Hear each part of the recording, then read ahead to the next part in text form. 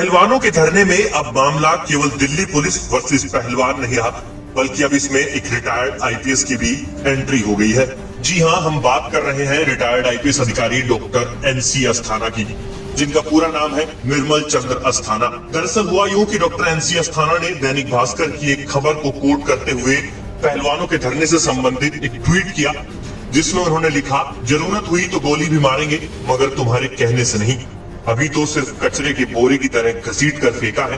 दफा 129 में पुलिस को गोली मारने का अधिकार है। उचित परिस्थितियों में वो हसरत भी पूरी होगी, मगर वह जानने के लिए पढ़ा लिखा होना आवश्यक है। फिर मिलेंगे पोस्टमार्टम की टेबल पर। एक रिटायर्ड आईपीएस अधिकारी की इस भाषा पर कई लोगों ने आपत्ति जताई और उनके इस ट्वीट का भी विरोध किया। लेकिन मामला तब और बढ़ गया जब अस्थाना के ट्वीट का जवाब देने खुद पहलवान बजरंग पुनिया मैदान में कूद पड़े, और फिर बजरंग ने ऐसा जवाब दिया कि डॉक्टर अस्थाना देखते रह गए। तो चलिए अब आपको बजरंग का जवाब पढ़कर सुनाते हैं। बजरंग लिखते हैं, ये आईपीएस ऑफिसर हमें गोली मारने की बात कर रहा है। भाई सामने खड़े हैं, बता कहाँ आना है गोली खाने। कसम है पीठ नहीं दिखाएंगे, सीने पे खाएंगे तेरी गोली। यो ही रह गया अब हमारे साथ करना तो यो भी सही। उम्मीद थी कि बजरंग पुनिया के इस जवाब के बाद ये ट्विटर वॉर शांत हो जाएगा, मगर डॉक्टर अस्थाना की पुरानी आदत है कि वो हर मामले में अपना ज्ञान देने आ जाते हैं।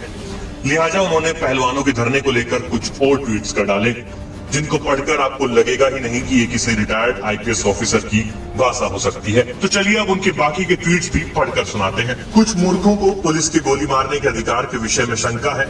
अंग्रेजी पढ़ सकते हो तो अखिलेश प्रसाद की केस में सुप्रीम कोर्ट का फैसला पढ़ ले। जो अनपढ़ नहीं पढ़ सकते हैं उन्हें नेक सलाह है कि इस अधिकार की परीक्षा न ले। बेवजह बीवियां विधवा होंगी और बच्चे अनाथ। औकात में रहें। आज बहुत शुभ मुहूर्त था, बड़े दिनों से गंदगी फैला रखी थी। दिल्ली पुलिस को बहुत बधाई की गंदगी को घसीटकर गंदगी की तरह ही फेंका। हा, पुलिस जब अपने अधिकारों का उचित प्रयोग करती है तो अच्छा लगता है। स्वयं भगवान कृष्ण ने कहा है, दंडो दमयातम अस्मि, दुष्टों के लिए मैं दंड हूँ। मैं तो पहले दिन से ही कह रहा था कि धरना गलत है। धूर्त यूट्यूबरों के सर चढ़ा देने से कुछ मूर्ख दावे करने लगे थे कि गिरफ्तारी तक नहीं हटेंगे आदि। सोचने लगे थे कि अब तो यहाँ से डोली ही रुखसत होगी, मगर सीमा रेखा लांघने की गलती की तो ऐसा घसीट कर कचरे की तरह फेंके गए कि मजा ही आ गया।